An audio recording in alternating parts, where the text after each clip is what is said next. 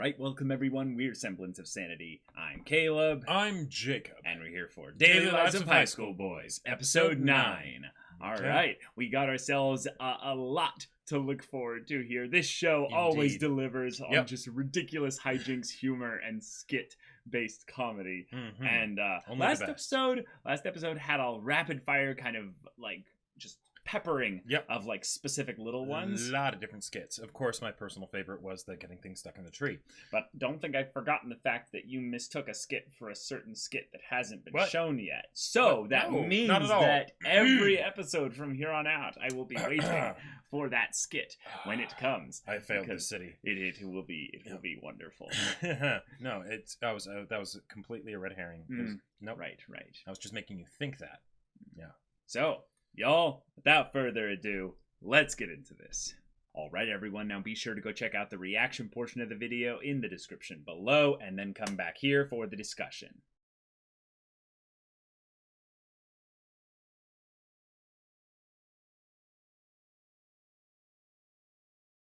Alright, this episode was wonderful, and it had a lot of great skits in the beginning, but I just gotta, like, immediately address that Archdemon skit. That was some Avengers Assemble Endgame level stuff there, where they're like, oh man, it's time. Yep. Gather everyone. You mean everyone? Everyone. Yeah. Even Rubber Shooter. But no one's been able to find him. Like, don't worry, I know a guy. Yeah. And then they gather everyone. I don't even recognize, like, most of those characters, but I'll bet if you still framed it and stuff, you could tell who. Like, some of them were people that were still around to this day. Like, in some ways, I kind of want to look at them there, but, like, I can't get, like, an immediate guess on anyone else other than Yoshitake and her. Right. So yeah, I think that's kind of the point. Well, the person in the top right that has the bandana, I'm not sure if that's supposed to be her. No, Kurosawa.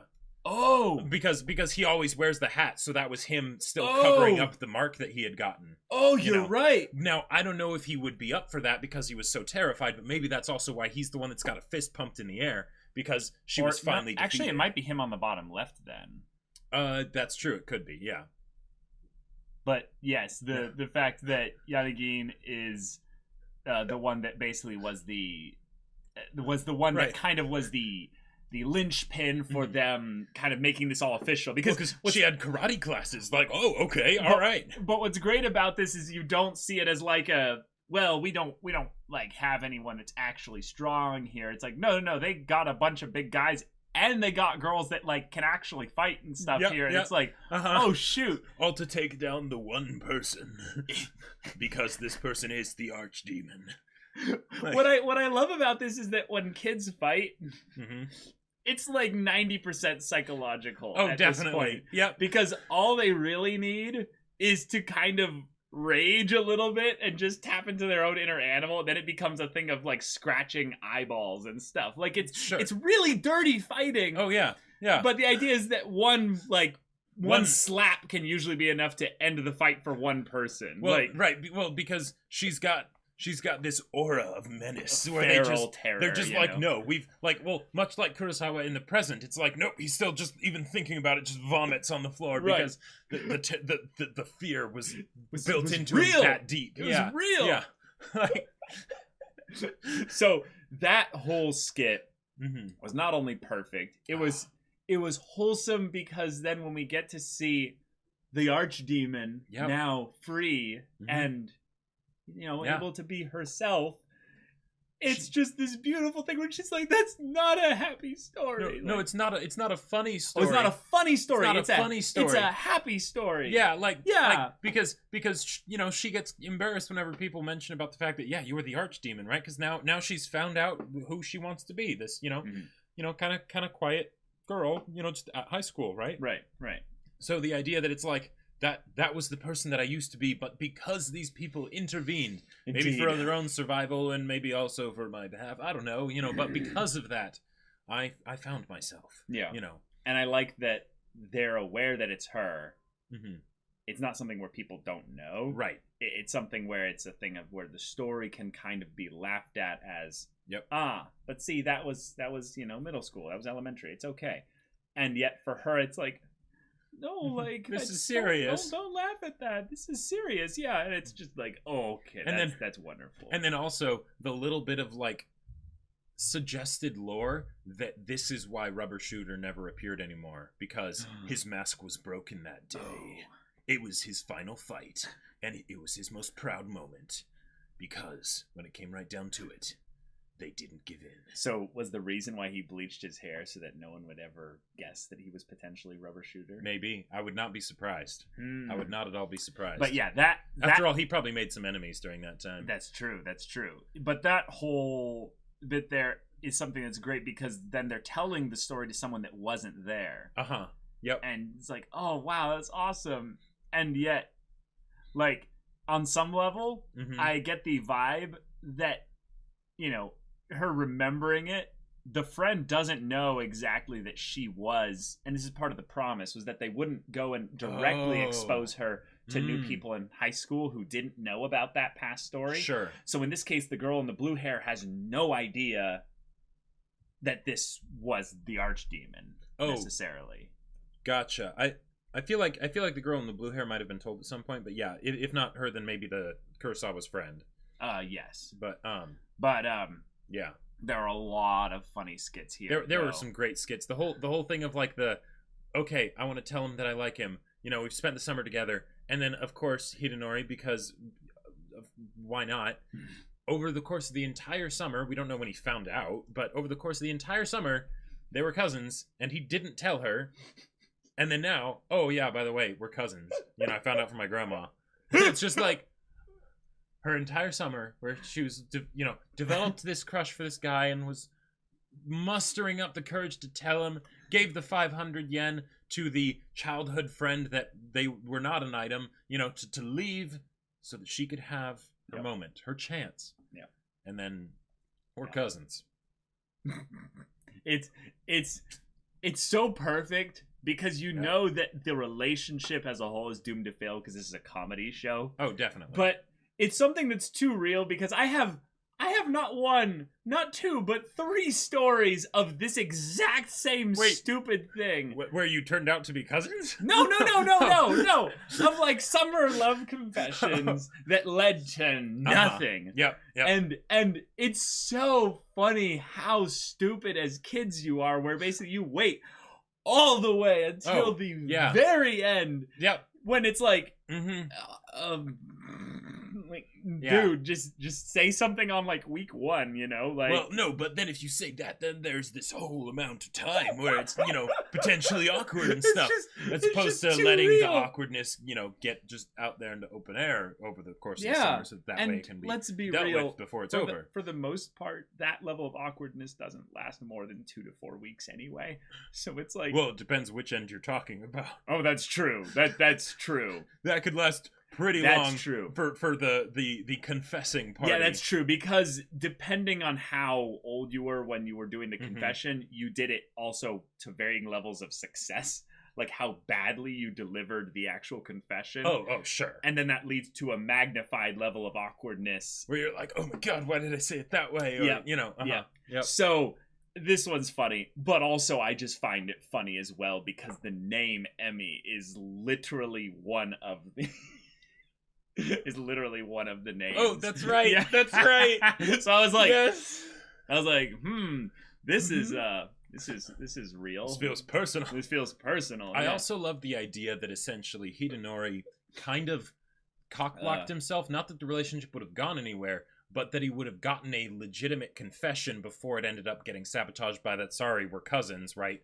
But that would have been something where he would have at least been able to be like, okay, even if it couldn't go anywhere because apparently we're family, that girl did like me. Okay, maybe that's the thing there, but I don't think he's as like big brain as the anime sometimes portrays him to be. Oh, he likes to consider himself of course, big brain for sure. But I think if that was his real thing there, that he would have been like he would have let her confess, and then he would have been like, so I found out from my grandma that we're cousins. Oh yeah, I'll tell her at the very end of summer vacation. No, I don't think this was at all because of his intent. I don't think he said that because he realized that she was about to confess. Right. It was just the thing of, oh yeah, by the way, I was supposed to tell you about something, so I might as well say it now. and that's just how the cards happen to be played. Would have been funny if she's like, first cousins? Oh my god. I think this falls under the same purview as the previous statement of it's not that kind of anime. Yeah. Okay, that skit was so perfect because I freaking called you did almost everything. You really did. It was so good. Oh man. Just the way in which he's like, but like no one's ever said that to me he before. Understands me. that all this time of just letting her kick me around, it's done a lot for my confidence and you know, image and everything. And then he just takes his hand and they walk away. Yeah. And she's just like, is this a yaoi now? Boy like, meets boy? Yeah. Wait a minute.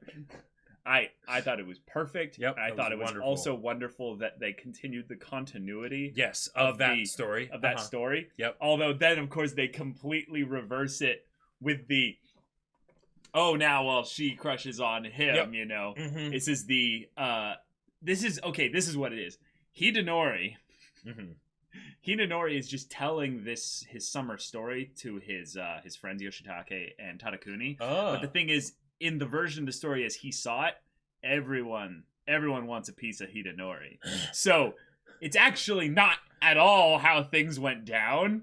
It was just this awkward dynamic where a cousin and childhood friend ended up becoming friends, and they kind of hung out with him a decent bit.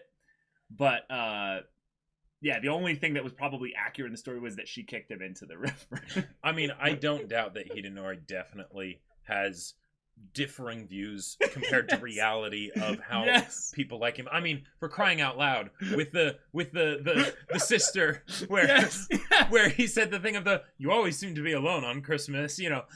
He had the balls, he had the stones to when she's looking around and being like, I feel like I'm single and I don't like it, you know. He's like, I can pretend to be your boyfriend. Like, right. Those things kind of always happen though when he's alone. Yes, that is true. His friends aren't there to corroborate his story. Oh, right, because he has to make sure that his friends still see him as being really cool. So Absolutely. When he completely crashes and burns, he has to make sure that he's by himself. He is like, I am a Chad lad. Absolutely. It's I'm like, bad. Yeah, it's like the situation with Rubber Shooter, you know? Like, he doesn't tell a soul that Yoshitake was his hero for, you know, the majority of his life. Like, nope. Never, ever. Like, I gotta say, it's good. It's really good. The fact that this show centers around high school, you know, and that time period, I absolutely love how much of a sense of the life in the town and everything that these kids have lived in and whatnot, because of the lore bits that they do. Because the internal consistency and everything, even with things like the student council, being like, you know, very scary looking guys, but actually really nice, and in like going to the other school to set up their like their internet or whatever it was, their computers, like that's. Those are the things that make me really love this show because it could just be a skit-based comedy, right? Oh, it totally could, with no continuity and whatnot. Yep. But if you do have the continuity, it's just so much better. Right. Like, that's why we love the literary girl so much. Like, the first skit is great, but when we keep seeing her show up and all the different permutations on it, that's what makes it truly, truly wonderful. I still want to have the ultimate twist where, because on some level, the literary girl has not really seen even the face of Hidenori. Like, if you think about it, like Hidenori, because she's constantly just standing behind him. Yeah, so that when you go on summer vacation, you have like new me, new look. She cuts a lot of her hair. That was actually her, and then the next time she sees him, she kind of has this back of the head. Yeah. Oh no! And then she just screams out, kicks him into the riverbank. And then he's like, "What the hell?" We had a thing going. Why'd you break up the pattern? But then he turns around, and looks at her slow motion. Like, no way. Or imagine if it does the setup for like the literary girl, you know, with the music and everything from her perspective. Oh my god! And then and it's Hidenori there, except then he turns around and it's one of the lookalikes, you know, and it's not actually him. Like, you know, little things like that. Right. That would be wonderful. But then like them calling over the other student council president, because they're like, okay, all right, we want to get a look at Panties. Well, she's dumb. We can do this, and they're waiting there for an hour for her to figure out that no, the Ethernet cable isn't plugged in. And they have to sit. That's almost their punishment. Yeah. Because she's so dumb that she actually like took an hour to realize that was the problem. Now, to be fair, I've had many times where I'm helping like my parents with like electronic problems and stuff. And it's either like over the phone and I don't even realize the base level problem of what it is because they don't know how to communicate it. Or I'm sitting there being like, wait, this is actually... Like, I don't get it. And it's something really dumb, like it's not even plugged in. Or restarting the computer or something. Yeah. Well, that one's the obvious one. But just the thing is not plugged in. I can't tell you how many times that kind of stupid stuff happens. So I get it if this was not a fake problem. That kind of stuff would happen. But then we have a stepladder. It's up there. And she doesn't even do that. Why don't you guys do it? Because you're tall. Nope. She gets up on there. Well, because what's great about it is that this is the person that had been so like wanting to show them up every time. Yeah. That as soon as they're saying, "Can you help us out?" She's like, "Oh, of course, yes." Even though she has no idea what she's doing. And they probably knew that was kind of her response to things there. So he's like, "Oh, I'll just make a call and I can get us some panties. Here we go." That happening. And then the fact that they all just have this, but best part about this is that there was a third person, looking underneath the, underneath the panties. Yeah. There. Yeah, the student council president. He makes no response or anything about all this. Nope. It's only Motoharu that basically goes into a depression. Yep. Yeah. And after that, Motoharu skipped school for 3 days. It's like, okay, now you're overreacting. But like, I love it because it's a continuation on the notion of the contrast, the contradiction between the fact that they look like the thugs, right? And they're actually like the sweetest guys at the school. And then it's like, oh my God, I can't believe we did that. We were terrible people. Like, I'm so ashamed. We can never take that back. Yeah, we can never take that back. And then, of course, they have a continuous bit where they go to Central High, actually fix the computers, and then get told off or kind of trying to get one-upped in some ways because the girl took it as a competitive thing. Yeah. That their student council president is so amazing and so much of an Irwin Chad that he somehow like changed the lives of this delinquent guy. Right. And she's like, yes, also my vice president was also like that. And he's like, yeah, sure. He's like, I can go with you with this as long as you don't throw me completely under the bus, which she does. Right. And then he's like, okay, you want to play like this? And he like literally like trips her with the wires, not the vice president, but the other guy. Right. And then, well, and that's what I love about it is that they're like, I feel you, bro. Like, I know where you're at. Like, don't worry. I'll do it for you. Yeah, and then it's just smelling some bullshit. Yeah. Wire trip. And oh no. And the fact that it's the girl from the High School Girls Are Funky one that was, that is probably the most psycho out of all of the girls from that set of skits, Like, the fact that it's like, yeah, she's just here. Because, all right, there we go. Like, had it been mentioned that she was the student council president of another school? Maybe. I don't know. Possibly, but why not? Why not? It's beautiful. Yep. It's beautiful. And then they kept the gags going that were really good for the student council president and the three helpers there. But it was just so good. Fantastic. Yeah. One of the things I also realized, it's also playing to her character of what's the right answer for this? I don't know. Correct. Because you can't be smart if you're a high school girl. Otherwise, you're suddenly not cute. So, potentially, this is all part of her ploy in order to maintain that image that she can't actually know how to do anything. Which part? That they don't know how to plug in the computers? Yeah. Oh, I thought you were talking about the competitive bit. Oh. What I'm wondering is that, if anything, she's actually the biggest hypocrite, and she, instead of doing that, she's got like all this desire to be like, no, I'm actually better than all of you. Right, exactly. So I'm constantly trying to show that. Okay, I like it. And she kind of enjoys a little bit of the looking down on people. So she brings all these guys over to help with their computer issues and stuff. Yep. So, yeah. And I gotta say, if they're still charging for their time, like they established before, they are making bank. That's probably why it got passed around as a problem from Central High, because it's like, but they'll actually do it for no pay, because a professional costs potentially a lot of money. These guys will just do it for like $1 or something. Well, and I love that some of the problems that were being brought up to them are things that the student council should have nothing to do with. But it's like even the adults are bringing up these like fairly serious issues of like, oh, by the way, scandal. A scandal, or the chain link fence needs to be repaired. But I mean, I don't know if that actually would be a thing for the student council or not, but I don't think so. I don't think so. Yeah. All right, y'all. Well, thank you so much for watching this episode's reaction and discussion. If you want to see the next episode's reaction and discussion right now, though, go check out the link in the description below for our Patreon. You can get on early access there. You can watch full-length timer reactions there, and all this comes with Discord access, so you can chat with us and the community there about this show, about anime in general, and you can also talk with Jacob about the sci-fi novel that he wrote. Yep. Battle Lines. You know it. You love it. It's on Amazon. Link in the description. Go check it out. Yeah, so if any of that interests you, we'll see it there. But until then, we're Semblance of Sanity. I'm Caleb. I'm Jacob. And we'll see you all next time.